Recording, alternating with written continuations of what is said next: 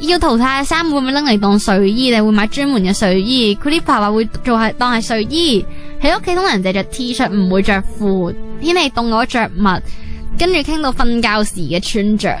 其實係真係嚟成日唔着底褲，唔係我嚟 M 嗰陣會着底褲咯，嚟完 M 咪唔着咯。有咩問題？你唔着底褲可以洗少條底褲，我又唔係出街，係咪？